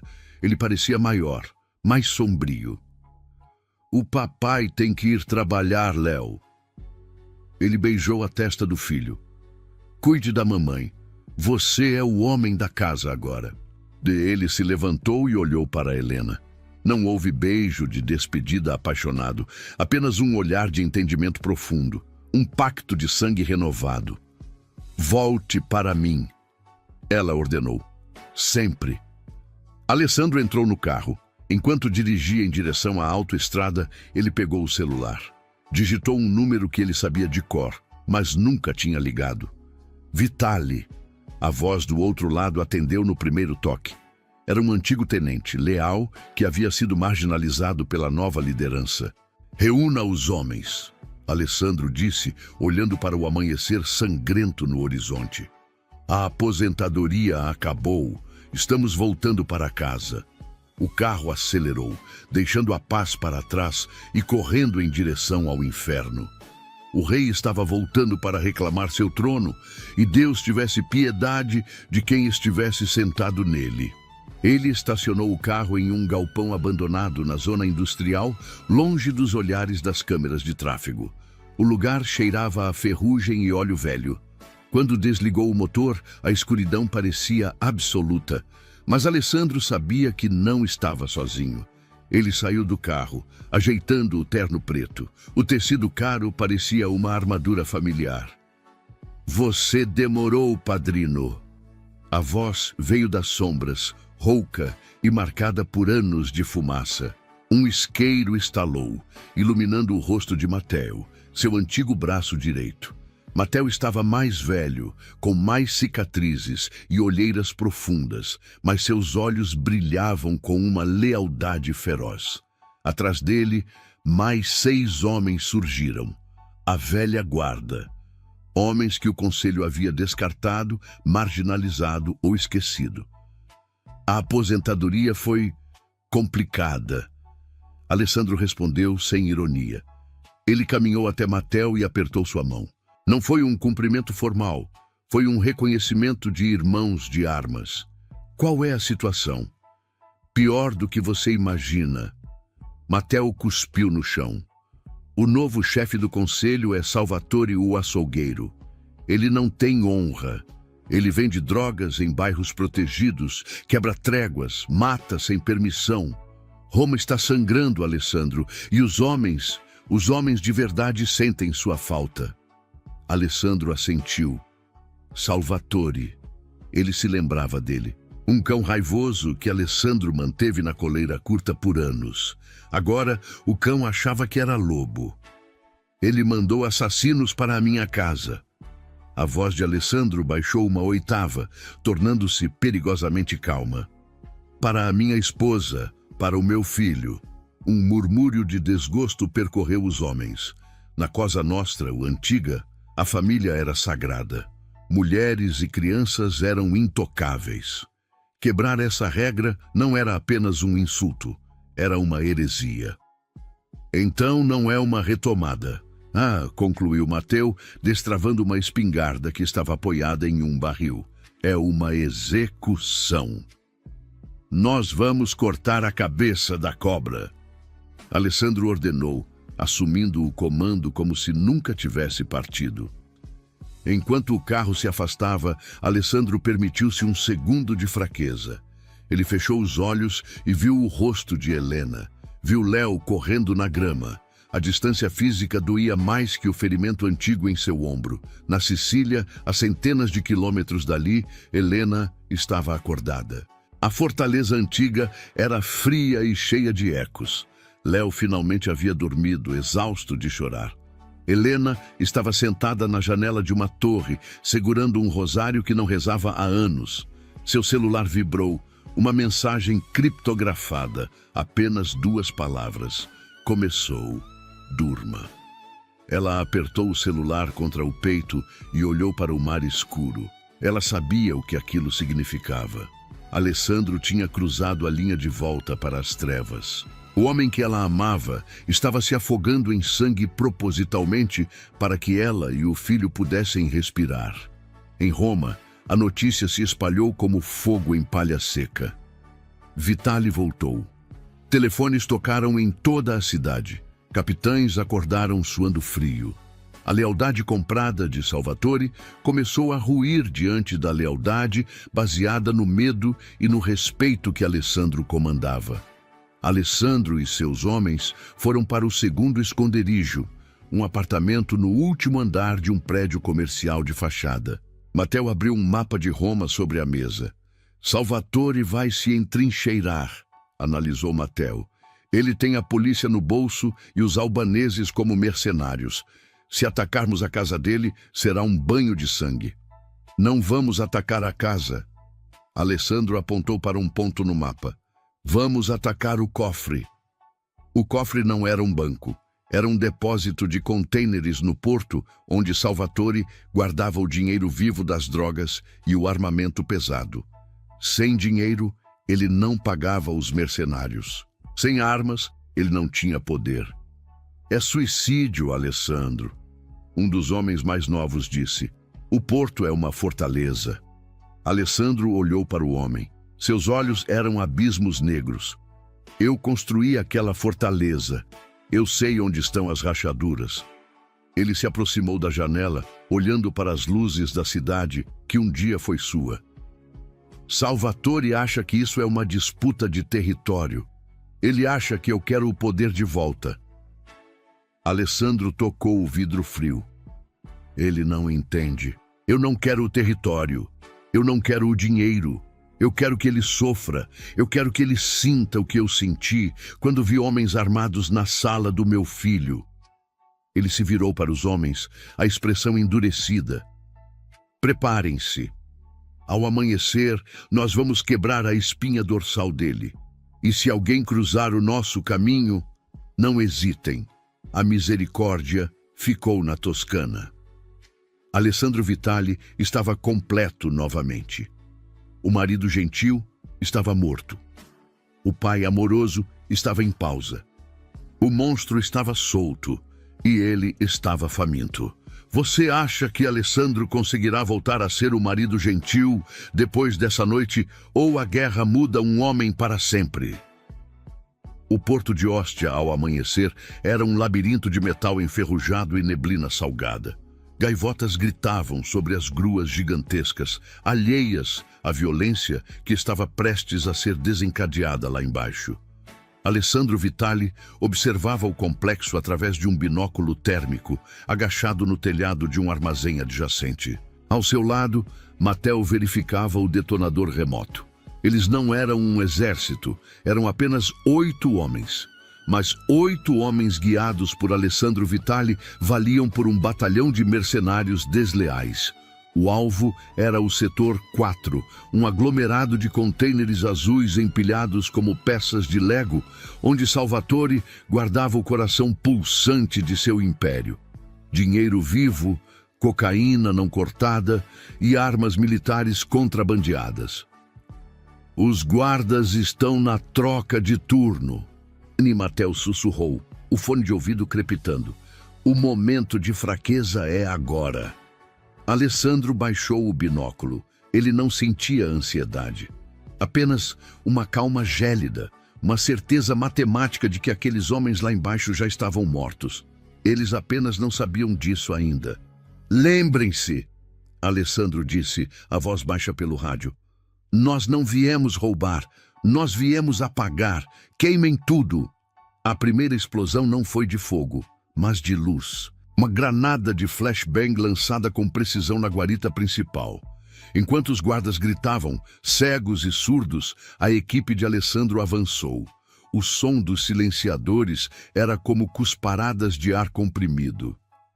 Tch, tch, tch. 3 guardas caíram antes que seus corpos tocassem o chão. O alarme finalmente soou, uma sirene estridente que cortou a manhã cinzenta. Mas era tarde demais. Alessandro já estava dentro do perímetro. Ele se movia entre os contêineres com uma fluidez assustadora, a pistola Glock sendo uma extensão de sua mão. Um mercenário albanês surgiu na esquina, erguendo um fuzil AK-47. Alessandro disparou 2 vezes no peito e uma na cabeça, sem diminuir o passo. O caos se instalou. Os homens de Salvatore, pegos de surpresa e sem liderança tática, atiravam a esmo. Eles estavam lutando por um salário. Alessandro estava lutando por sua esposa e filho. A diferença de motivação era brutal. Eles chegaram ao container central. Matteo colocou uma carga de C4 na tranca reforçada. Fogo no buraco! A explosão abriu as portas de aço como se fossem papel alumínio. Dentro, pilhas de dinheiro empacotado a vácuo e caixas de madeira com rifles de assalto. Era uma fortuna. O suficiente para comprar uma ilha, o suficiente para desaparecer para sempre. Mateo olhou para as pilhas de euros. Havia hesitação em seus olhos. Era dinheiro demais para ser ignorado. Chefe, Mateo começou. Podemos levar, isso financiaria a guerra por anos. Alessandro entrou no container. Ele pegou um maço de notas de 500 euros. O papel era frio. Ele pensou em Léo, brincando no jardim. Pensou no medo nos olhos de Helena. Aquele dinheiro era a razão pela qual sua família foi caçada. Aquele dinheiro era a doença. Não, Alessandro disse, jogando o maço de volta na pilha. Ele pegou um galão de gasolina que um de seus homens trazia. Se levarmos o dinheiro, somos ladrões. Se queimarmos, somos o julgamento final. Você teria a coragem de queimar milhões para mandar uma mensagem, ou o dinheiro seria útil demais para destruir? Ele despejou o combustível sobre o dinheiro e as drogas. O cheiro químico misturou-se com o cheiro do mar. Alessandro riscou um sinalizador vermelho. A chama brilhou intensa, refletindo em seus olhos escuros. Diga a Salvatore que o banco fechou. Ele jogou o sinalizador. O fogo pegou instantaneamente, rugindo com uma fome voraz. As notas de euro enrolaram e blackened, transformando o poder de Salvatore em cinzas e fumaça. Alessandro saiu do container, o calor intenso nas costas, caminhando em direção à saída, enquanto as chamas lambiam o teto de metal. A retirada foi calculada. Eles deixaram o porto sob uma nuvem de fumaça negra que podia ser vista de quilômetros de distância. No carro de fuga, o telefone de Alessandro tocou novamente. Ele sabia quem era. Ele atendeu, colocando no viva-voz. Só se ouvia uma respiração ofegante e furiosa. Você está louco? A voz de Salvatore tremia de iva. Você queimou 50 milhões de euros. Você queimou o meu futuro. Eu queimei a sua coleira, Salvatore. Alessandro respondeu, olhando para a coluna de fumaça pelo retrovisor. Agora você não pode pagar seus cães. E cães com fome mordem a mão do dono. Eu vou te matar. Eu vou arrancar sua pele. Você está gritando, Salvatore. Homens poderosos não gritam. Eles agem. Alessandro desligou e jogou o telefone pela janela do carro em movimento. A previsão de Alessandro se concretizou mais rápido do que ele esperava. Sem o dinheiro do porto, a rede de lealdade de Salvatore começou a desmoronar em tempo real. Mercenários exigiram pagamento adiantado e, ao não receberem, abandonaram seus postos. Capitães que estavam em cima do muro viram a fumaça no porto como um sinal divino. O reinado do açougueiro havia acabado. Mas um animal ferido é o mais perigoso de todos.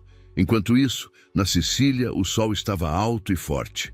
A fortaleza antiga parecia impenetrável, empoleirada no topo de um penhasco.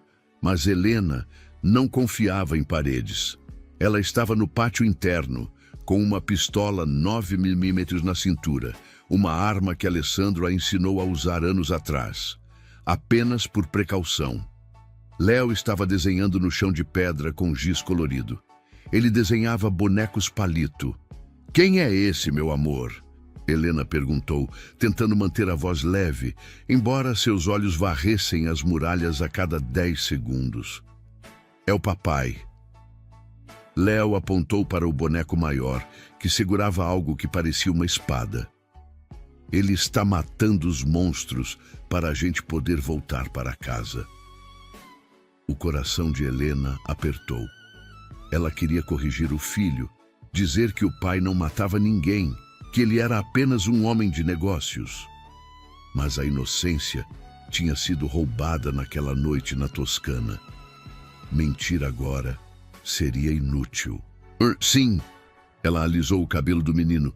O papai é muito corajoso. Em Roma, a noite caiu novamente. Alessandro estava no esconderijo, limpando sua arma. Mateo entrou, a expressão séria. Temos um visitante.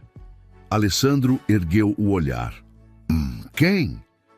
Carlo, o capo da Zona Leste, um dos maiores apoiadores de Salvatore. Alessandro montou a arma com um clique seco. Deixe-o entrar, mas reviste-o até os dentes. Carlo entrou na sala com as mãos erguidas. Ele parecia ter envelhecido 10 anos em um dia. Suas roupas estavam desalinhadas, o olhar era de um homem derrotado. Ele não trazia armas, trazia apenas o desespero. Ele se ajoelhou diante de Alessandro sem que ninguém pedisse. Dom Vitale, Carlo disse usando o título antigo, eu venho pedir misericórdia pela minha família. Alessandro o observou, impassível. Carlo havia fornecido os homens que invadiram sua casa na Toscana. Carlo havia financiado a caçada. Você escolheu o lado errado, Carlo, Alessandro disse. Eu fui coagido. Salvatore ameaçou minhas filhas. Carlo soluçou. Eu trago algo em troca da minha vida. Eu sei onde ele está. Ele saiu do esconderijo. Ele está tentando fugir do país hoje à noite. A sala ficou em silêncio. Matteo olhou para Alessandro. Era a informação que eles precisavam para terminar a guerra, mas vinha de um traidor. E traidores traem 2 vezes. Alessandro se levantou e caminhou até Carlo. Ele parou na frente do homem ajoelhado. Onde? Aeroporto privado de Ciampino. Ele tem um jato esperando às 23 reais. Ele está levando o que restou dos diamantes. Alessandro olhou para o relógio. Eram 21h30. Tempo suficiente. Mas havia uma questão de justiça pendente. Obrigado pela informação, Carlo. Carlo sorriu, aliviado, as lágrimas escorrendo. Obrigado, padrino. Eu sabia que o senhor era justo. Eu posso ir? Alessandro sacou a pistola e disparou uma única vez. Carlo caiu para o lado, morto, antes de entender o que aconteceu.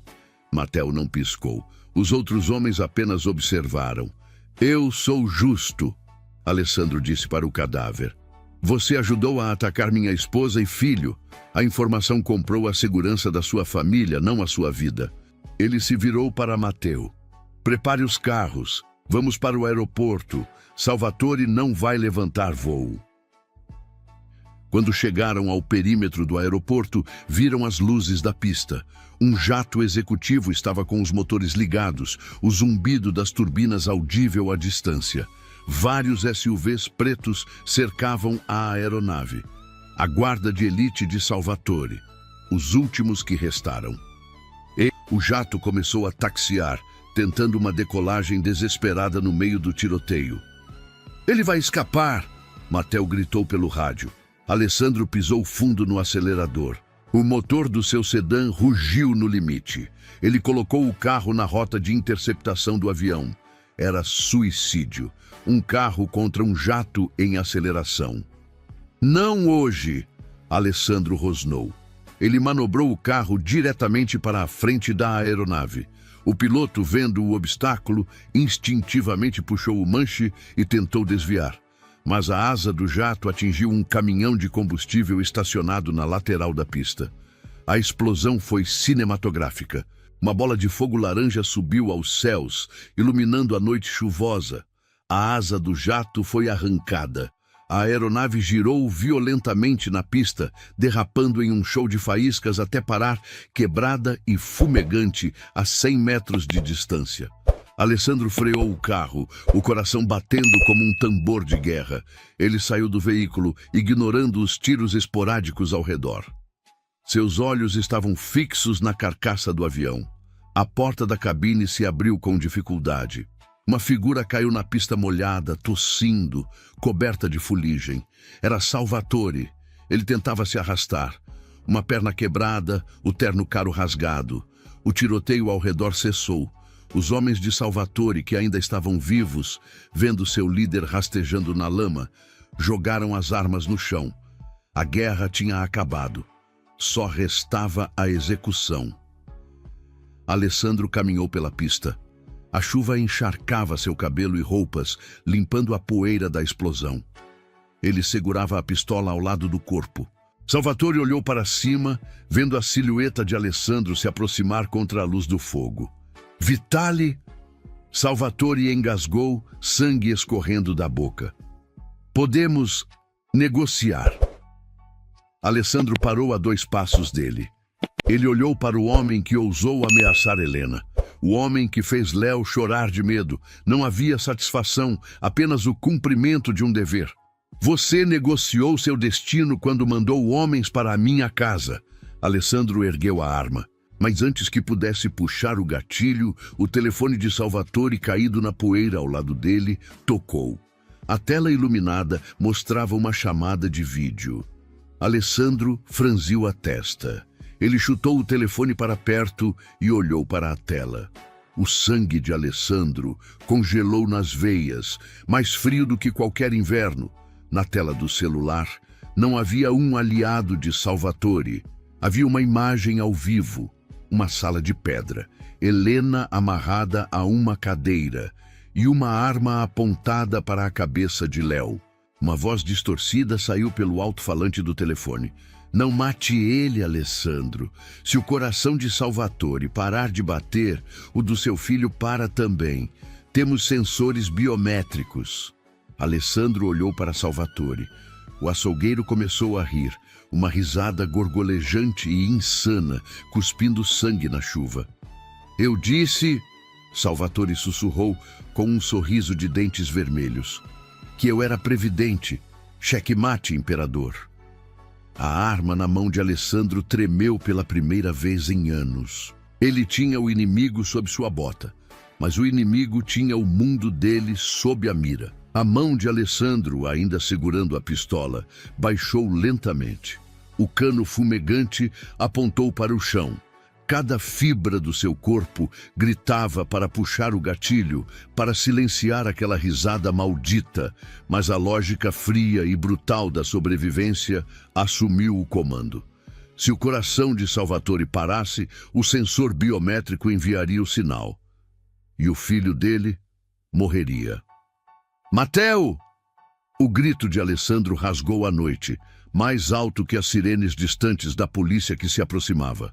Mateo correu até ele, a arma em punho, pronto para finalizar o serviço. Ele olhou para Salvatore no chão, depois para Alessandro. O que você está esperando, chefe? Vamos acabar com isso e sair daqui. Não. Alessandro guardou a arma com um movimento brusco. Ele se agachou, agarrando o colarinho ensanguentado de Salvatore e puxando-o para cima. O rosto do inimigo estava a centímetros do dele. Chame os médicos da nossa equipe, estanque o sangramento, mantenha-o vivo. Mateo arregalou os olhos, confuso. Vivo? Alessandro, ele tem sensores biométricos. Alessandro sibilou, os olhos fixos nos de Salvatore.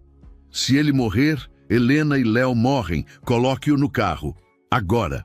Os homens da velha guarda agiram rápido. Eles levantaram Salvatore, que gemia de dor ao ser movido, sua perna quebrada arrastando no asfalto.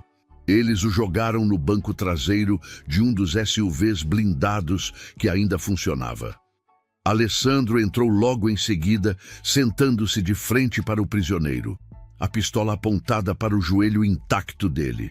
O comboio arrancou, fugindo da polícia e do fogo, mergulhando de volta na escuridão de Roma. Enquanto isso, em algum lugar subterrâneo e úmido, a realidade de Helena Rossi era feita de pedra fria e medo. Ela não sabia como tinham chegado ali. A fortaleza na Sicília, que parecia impenetrável, havia sido invadida não por força bruta, mas por gás. Ela se lembrava de colocar Léo na cama, de sentir um cheiro doce no ar, e depois a escuridão. Acordara naquela sala sem janelas, amarrada a uma cadeira de metal aparafusada no chão. Léo estava no canto, sentado em um colchão sujo, sem amarras, mas aterrorizado demais para se mover. Ele chorava baixinho, chamando pelo pai.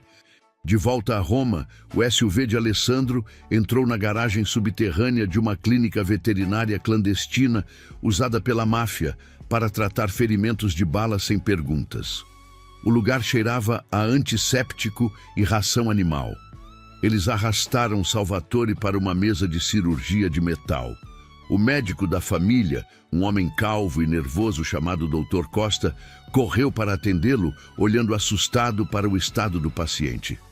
Estabilize-o, Alessandro ordenou encostando-se na parede. Dê a ele o que for preciso. Adrenalina, sangue, morfina. Ele não pode morrer, nem desmaiar profundamente a ponto de baixar demais a frequência cardíaca. Senhor Vitali, ele tem hemorragia interna, a perna está destruída. Eu não pedi um diagnóstico, eu dei uma ordem. Enquanto o médico trabalhava freneticamente para manter o monstro vivo, Alessandro chamou Matteo para o canto da sala. Traga o hacker. Eu preciso que ele rastreie o sinal desse relógio. Se ele conseguir clonar a frequência cardíaca de Salvatore, podemos enganar o sistema e ganhar tempo.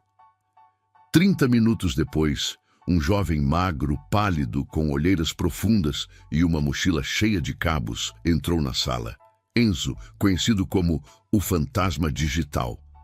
Ele olhou para Salvatore na mesa, conectado a tubos e monitores, e depois para o relógio no pulso dele. Isso é tecnologia militar. Nubenzo disse, ajustando os óculos. Criptografia de ponta a ponta. Ele transmite via satélite para um receptor desconhecido. Você pode rastrear? Alessandro perguntou. Posso tentar triangular o sinal de saída, mas vai demorar. Você não tem tempo. Tem 10 minutos. Alessandro colocou a mão no ombro do garoto. Não foi uma ameaça. Foi um peso de responsabilidade esmagadora. Minha família está do outro lado desse sinal. Enzo engoliu em seco, conectou seu laptop e começou a digitar furiosamente. Triangulação completa! Enzo gritou de repente. Onde? Enzo virou a tela do laptop. Um mapa de satélite apareceu. Não é na Sicília. Eles moveram o sinal. Está a 40 quilômetros daqui. Um antigo complexo industrial abandonado perto de Tivoli, subterrâneo. Alessandro se virou para Matteo. Prepare a equipe. Vamos entrar silenciosamente. Quero visão noturna, silenciadores e facas. Nada de explosões até eu ter minha família segura. Ele caminhou até Enzo. Você disse que podia clonar o sinal? Posso tentar criar um loop. Gravar os batimentos atuais dele e transmiti-los artificialmente para o receptor. Isso enganaria o sistema por algum tempo, fazendo os guardas pensarem que ele está vivo e estável. Não importa o que aconteça com ele aqui. Alessandro olhou para Salvatore. Faça, grave o batimento dele agora, e depois que tivermos o loop... Alessandro se inclinou para o ouvido de Salvatore. Depois que tivermos o loop, você deixa de ser útil. O terror real finalmente atingiu os olhos de Salvatore. Ele percebeu que sua apólice de seguro estava prestes a ser cancelada pela tecnologia. A viagem até Tivoli foi feita em velocidade máxima, mas com as luzes apagadas. A equipe de Alessandro era um grupo de fantasmas vingativos. Eles pararam os veículos a 1 quilômetro do complexo industrial indicado por Enzo. A estrutura era uma antiga fábrica de cimento, ruínas de concreto e metal retorcido contra o céu noturno. Alessandro observou pelo visor térmico. Havia sentinelas no telhado. Matteo, leve 3 homens e limpe o perímetro externo, sem tiros. Alessandro ordenou pelo rádio. Eu vou entrar pelos túneis de drenagem. Conheço a arquitetura dessas fábricas antigas. Você vai entrar sozinho lá embaixo? Matteo perguntou. Minha esposa está lá. Eu não estou sozinho. Enquanto os guardas focavam na porta principal, uma grade de ventilação no teto, atrás deles, foi removida silenciosamente. Alessandro desceu, pendurando-se por um braço só, e caiu no chão como um gato, atrás dos sequestradores. O primeiro guarda nem o viu. A faca de Alessandro encontrou o espaço entre o capacete e o colete, cortando a medula espinhal. O homem caiu mudo. O segundo guarda girou ao ouvir o corpo cair. Ele viu Alessandro erguendo-se das sombras, coberto de sujeira e sangue, os olhos brilhando com uma intensidade assassina. O guarda tentou disparar. Alessandro agarrou o cano do fuzil, desviando-o para cima no momento do disparo. O tiro atingiu o teto, fazendo poeira cair sobre Helena e Léo. Com a outra mão, Alessandro sacou sua pistola e disparou a queima-roupa no peito do mercenário 2 vezes, perfurando o colete. O homem caiu para trás, morto. O silêncio voltou à sala, quebrado apenas pelo zumbido nos ouvidos de todos. Alessandro ficou parado, respirando com dificuldade, a arma ainda em punho. Ele olhou para o canto da sala. Helena estava lá. Léo estava com os olhos fechados e as mãos nos ouvidos como prometido. Alessandro largou a arma, as pernas dele tremeram.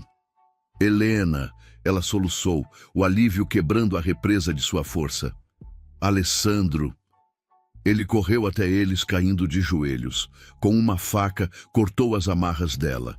Helena se lançou nos braços dele, enterrando o rosto em seu peito, sentindo o coração dele bater desenfreado contra o dela. Ele a abraçou com tanta força que doeu beijando o cabelo dela, o rosto, certificando-se de que ela era real. Depois, puxou Léo para o abraço. O menino abriu os olhos e viu o pai. Papai! Eu peguei vocês. Eu peguei vocês. Alessandro repetia, a voz embargada, as lágrimas finalmente caindo, misturando-se à sujeira em seu rosto. Me desculpem. Me desculpem. Nós estamos bem, Helena disse, segurando o rosto dele entre as mãos, obrigando-o a olhá-la. Você veio. Eu sempre vou vir. Luzes de faróis cortaram a escuridão. Os SUVs da equipe de Mattel surgiram, freando bruscamente. Homens armados saltaram, gritando, procurando por sobreviventes. Aqui! Mattel gritou, correndo em direção a eles. O tenente caiu de joelhos ao lado de Alessandro. Chefe! Você está... Estou vivo! Alessandro murmurou, tentando se sentar, mas Mattel o segurou. Não! Apenas me dê 1 minuto. Helena se levantou cambaleante. Ela pegou Léo no colo, verificando cada centímetro do filho. O menino não chorava mais. Ele estava em estado de choque, olhando para o fogo com uma curiosidade vazia e assustadora. Helena o apertou contra o peito, escondendo a visão do inferno. Vamos sair daqui antes que os bombeiros e a polícia cheguem, Mattel disse, ajudando Alessandro a se levantar. O carro arrancou, deixando para trás as ruínas de Tivoli e Salvatore. Helena perguntou baixinho depois de um tempo. Alessandro olhou para Mattel, que estava no banco da frente. O doutor ligou. Mattel respondeu, olhando pelo retrovisor. Salvatore não resistiu ao procedimento para criar o loop. Acabou, Alessandro disse, fechando os olhos. Roma está sem dono esta noite. Não, Helena corrigiu, a voz firme apesar do cansaço. Roma tem dono, ele só está tirando uma folga. O carro cruzou a cidade. A madrugada começava a clarear o horizonte, pintando o céu de roxo e dourado. As ruas estavam calmas, ignorantes da guerra que havia sido travada nas sombras para mantê-las assim. Eles não foram para um esconderijo. Foram para um hotel de luxo no centro, um território neutro que Alessandro possuía através de laranjas, um lugar que nunca tinha sido tocado pelos negócios sujos. Subiram para a cobertura pela entrada de serviço. O quarto era vasto, limpo, com lençóis brancos imaculados e uma vista panorâmica da cidade eterna. Léo dormiu assim que foi colocado na cama, exausto demais para sonhar. Alessandro ficou parado na porta do quarto do filho, observando o peito pequeno subir e descer. Ele sentia uma dor física avassaladora, mas a dor emocional de quase perdê-lo era muito pior. Helena apareceu ao lado dele. Ela havia tomado um banho rápido, lavando a sujeira do cativeiro, mas os hematomas nos pulsos ainda estavam lá, marcas roxas da corda. Alessandro pegou as mãos dela e beijou os pulsos feridos, um gesto de devoção e desculpas. Eu nunca mais vou deixar isso acontecer, ele prometeu, a voz falhando. Eu sei, ela respondeu. Ela tocou o rosto dele, traçando a linha do maxilar tenso. Mas agora, Alessandro, você precisa parar, você precisa descansar, ou vai morrer aqui mesmo de pé. Ele permitiu que ela cuidasse dele. Helena o ajudou a tirar a roupa suja e rasgada. Ela limpou seus ferimentos com a mesma eficiência e ternura daquela primeira noite, anos atrás, no apartamento simples. O ciclo se fechava. Quando finalmente se deitaram, o sol já estava alto lá fora. Alessandro puxou Helena para perto, enterrando o rosto no cabelo dela. O cheiro de shampoo e pele limpa substituiu o cheiro de pólvora e sangue. Eles adormeceram enquanto Roma acordava, uma cidade antiga sob o comando de um rei relutante e uma rainha forjada no fogo. A paz havia custado caro, paga com sangue e inocência, mas era deles. E Alessandro sabia, enquanto a inconsciência o levava, que aquele bilhete de comanda entregue anos atrás ainda era o documento mais valioso de sua vida. Se você chegou até o final dessa história, então você é do meu time. O time que acredita que algumas escolhas, feitas em segundos, podem mudar uma vida inteira. Agora me conta aqui nos comentários o que você achou de Alessandro Vitali. Um homem forjado na máfia, frio, calculista, acostumado a sobreviver em um mundo onde confiar é uma fraqueza, mas que decidiu escutar um bilhete silencioso entregue junto com uma comanda e mudar tudo por causa disso. E Helena, uma simples garçonete, invisível para quase todos, mas que teve coragem de agir quando o silêncio seria mais seguro, que enfrentou perigo, guerra e perdas sem nunca perder a dignidade. A coragem dela te tocou? Você teria feito o mesmo sabendo que poderia pagar um preço tão alto? E lembra, todas as histórias aqui do Tramas de Amor são originais, criadas com cuidado, intensidade e respeito por você que acompanha até o fim. Curte, compartilha e ativa o sininho. É isso que mantém o canal vivo e faz com que histórias como a de Alessandro e Helena continuem sendo contadas. Nos vemos na próxima história do Tramas de Amor.